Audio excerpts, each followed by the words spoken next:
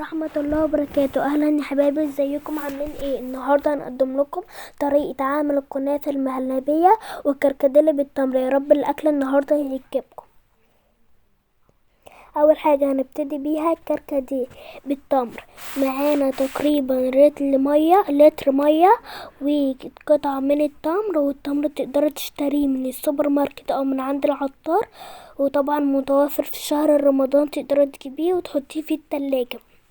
معانا حبة من الكركديه هنشطفه بس شطفة قبل ما نعمله، يعني مش كتير، ما تشطفوش كتير علشان اللون بتاعه ما ينزلش منه، فشطفة صغيرة ونحطه مع التمر ويبتدي بس يسخن.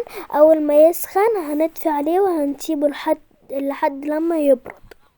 هناخده هنجيب شفشة وهنجيب صفاية ونبتدي نصفيه.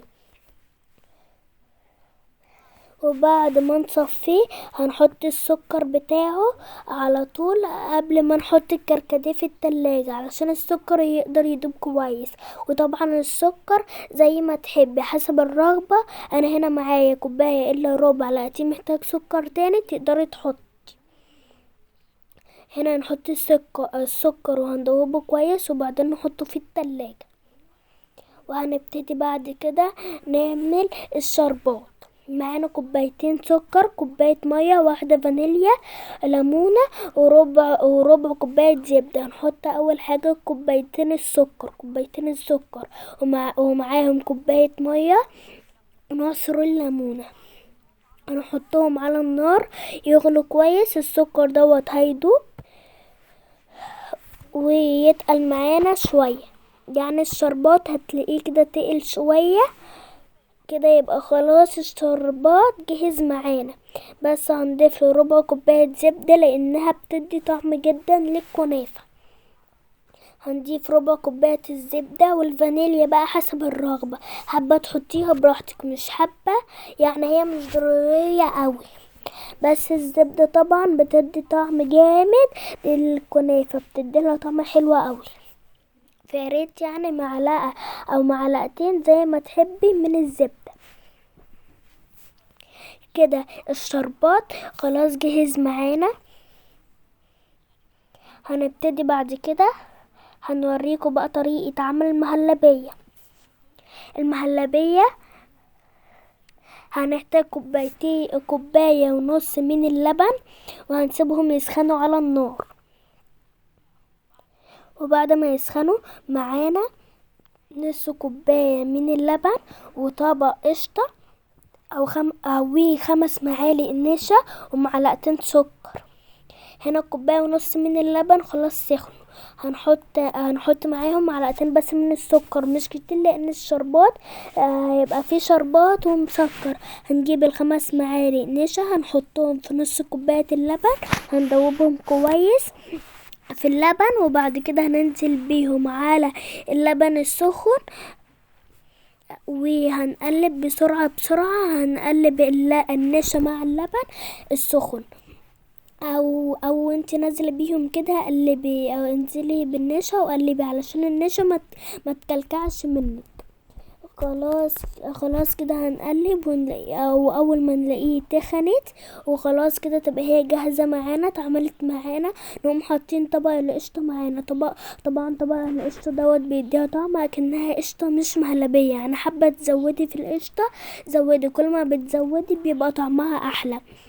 المهلبية ديت هي القشطة بتاعت المحلات، اللي هي المحلات بتعمل بيها الكنافة، يعني ديت بتعتبر قشطة مش مهلبية، بيبقى طعمها حلو قوي. هنبتدي بقى نجيب كمية الكنافة، يعني اقل من نص كيلو كنافة. ومعانا كوباية الا ربع من الزبدة. هنقلبهم كويس مع بعض، يعني حابة تقلبي بمعلقة قلبي، حابة تفكيها كده بايدي كده وتقلبيها. المهم ان الزبدة تتقلب في كمية الكنافة كلها. ولو الكنافة محتاجة زبدة تاني تقدري تحطي حسب كمية الكنافة اللي معاكي. طبعا هنا معانا صينية مدهونة من الزبدة، وانا بحبها رقيقة، ما تبقاش تخينة قوي، يعني الكنافة تبقى كده رقيقة بتبقى احلى. هنجيب نص كمية الكنافة ونبتدي نفردها في الصينية.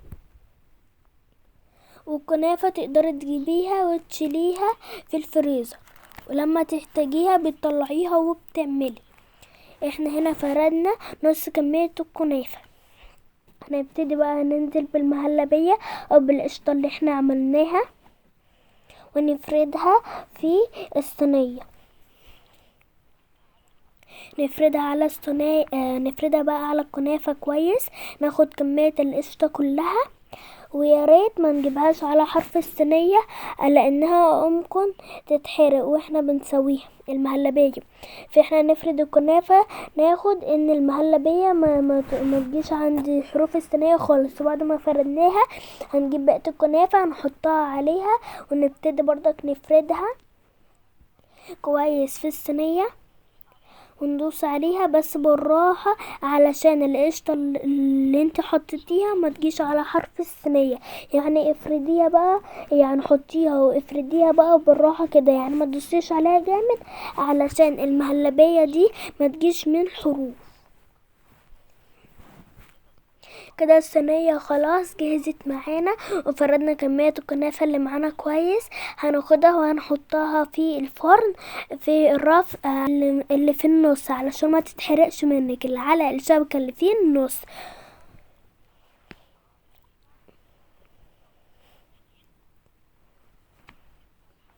وهنسيبها لحد ما تستوي هنا معانا. هنا اهو كده احنا فتحنا عليها كده بس الشواية تاخد بس وش اهو كده. لو انت مش حابة تفتحي الشواية سيبيها مدة اطول في الفرن، هتلاقي الوش احمر، هتلاقيه بقى حلو واحمر. يعني هنا انت براحتك، هنا احنا فتحنا الشواية بس خدت وش بس. بعد كده هنبتدي بقى وهي سخنة خلاص هنحط الشربات يكون برد تكوني بردت شوية معنا شوية. هنسقيها بقى كلها بالشربات حسب بقى ما تحبي انت عايزة تحطي الشربات قد ايه. ممكن تحطي الشربات لو جيتي تاكلي حسيت ان انت عايزة تاكلي، لو حسيت اللي هي عايزة شربات تاني بيبقى في كده حبة شربات على جنب. ممكن بقى تبقي تحطي تاني في الطبق اللي انت بتاكلي فيه. لو حد عايز تاني بقى حطي له تاني من الشربات. هنا كده بقى خلاص استوت معانا وشكلها بقى حلو وحطينا لها الشربات. هنبتدي بقى نقلبها على الناحية التانية علشان اوريكم شكلها عامل ازاي من الناحية التانية. هتلاقوها بقى ذهبي، شكلها هو جميل قوي وكمان طرية وهتعجبكم قوي. شكلها طبعا حلو، والكنافة طبعا كلنا بنحبها. المهلبية فيها طعمها حلو قوي زي القشطة كده، وبتبقى أكلة يعني جميلة. ونقدمها بقى طبعا كده مع الكركديه طبعا التمر مدينه مزازة كده حلوة، وانت بتشربوها هتعجبكم قوي وهتحبوا ان انتوا على طول تشربوا الكركديه اللي بالتمر. يعني طعمه بيبقى جميل قوي والمزازة بتاعته كده بتبقى طعمها حلو مع الكركديه. وهنبتدي بقى اوريها لكم اهي. بصوا ازاي قطعناها والقشطة حلوة فيها وطعمها حلو، لونها ذهبي وجميل. هتعجبكم ان شاء الله باذن الله قوي وهتجربوها على طول. وبألف هنا والشفا.